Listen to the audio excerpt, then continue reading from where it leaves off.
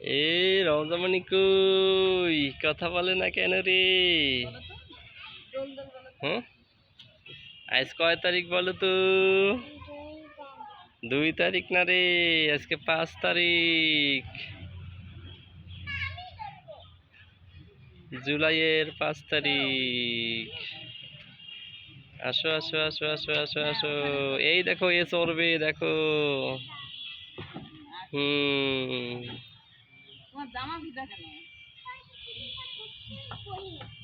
এ হে,